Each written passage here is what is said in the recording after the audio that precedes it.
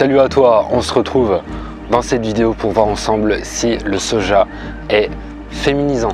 C'est une vidéo encore une fois qui est importante. Pourquoi? Parce que je pense que tu as déjà entendu dire, soit d'un côté, il n'y a pas de problème, avec le soja tu peux en consommer, il n'y a pas de souci, ça n'aura pas d'incidence sur le système hormonal au niveau des hommes, donc si tu es un homme, ou alors tu as le raisonnement complètement inverse, le soja c'est dangereux, attention à toi si tu es un mec.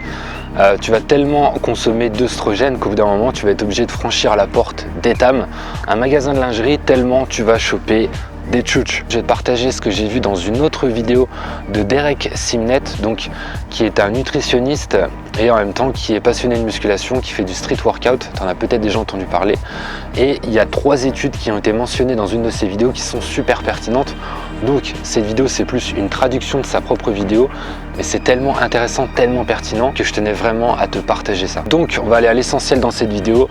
Non, c'est un mythe, il n'y a aucun problème, aucun danger à consommer du soja, que ce soit donc sous sa forme naturelle en pois, que ce soit sous forme de tofu, de tempeh, de lait de soja, etc. On peut voir ça dans une méta-analyse qui est parue dans le NCBI, le National Center for Biotechnology Information, qui est un institut national américain pour l'information biologique moléculaire. En gros, c'est une des plus grosses ressources d'études en médecine mondiale, si ce n'est vraiment la plus grosse. C'est vraiment une des plus importantes, avec un paquet d'études. Ce qui fait peur quand on est un mec et qu'on consomme du soja, ce sont les phytoœstrogènes. On parle aussi d'isoflavones et on dit à propos de ça que ce sont des molécules qui auraient des actions comme le font les perturbateurs endocriniens. On dit que ce sont des perturbateurs endocriniens. Pour te la faire courte, le soja contiendrait des molécules qui ressemblent à celles d'une molécule humaine et qui seraient donc des perturbateurs endocriniens pouvant être à l'origine de cancers ou aussi agir sur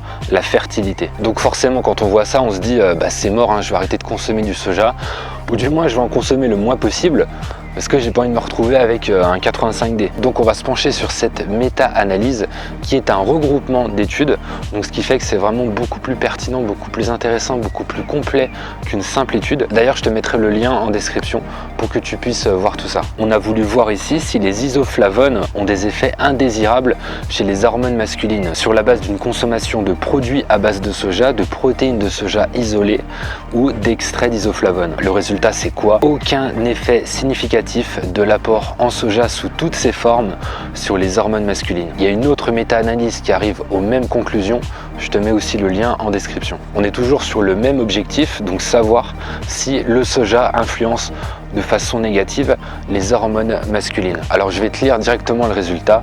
Ni les suppléments d'isoflavones, ni le soja riche en isoflavones n'affectent le niveau de testostérone.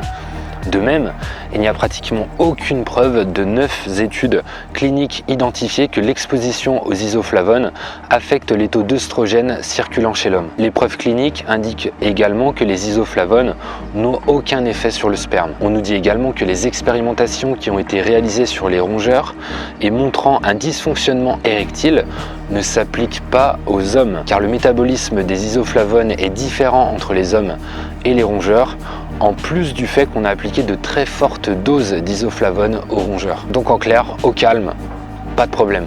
En fait, ce qu'il faut comprendre, c'est que les phytoœstrogènes n'agissent pas de la même façon que des œstrogènes au sein du corps. Ça n'agit pas sur les mêmes récepteurs. C'est ce que j'ai pu voir dans une vidéo du docteur Michael Greger, qui est vraiment un des boss sur la nutrition végane au niveau mondial. Le problème, c'est qu'on confond très souvent phytoœstrogènes et œstrogènes, tout simplement parce qu'il y a œstrogène dans phytoœstrogène, mais c'est pas véritablement la même chose.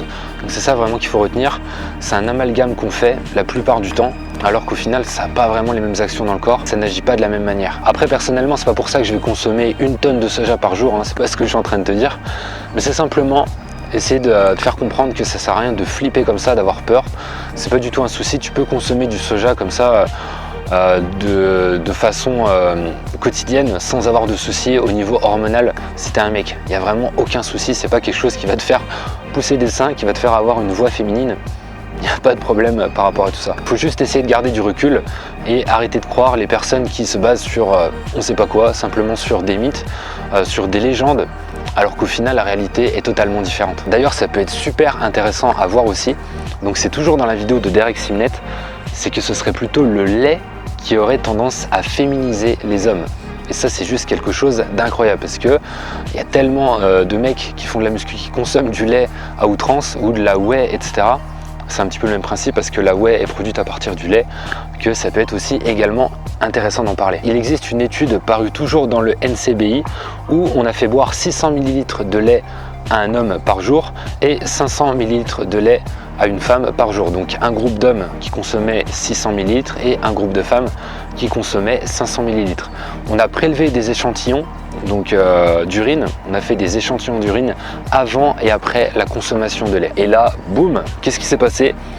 Après la prise de lait de vache, les concentrations sériques d'œstrone E1 et de progestérone ont considérablement augmenté. Et l'hormone lutéinisante sérique, l'hormone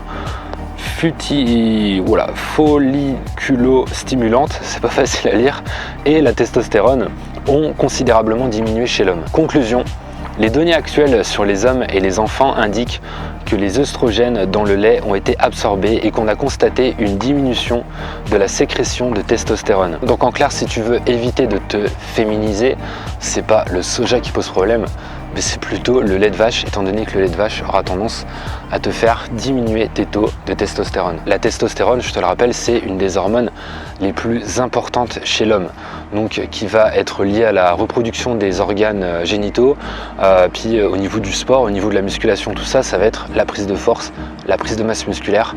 Donc c'est pour ça que c'est vraiment important de faire attention à tout ça et de ne pas croire n'importe quoi, parce que au final le soja, ça va pas te faire perdre de la force et ça va pas tout simplement impacter ta testostérone. Voilà, j'espère que cette vidéo t'a plu, t'a aidé.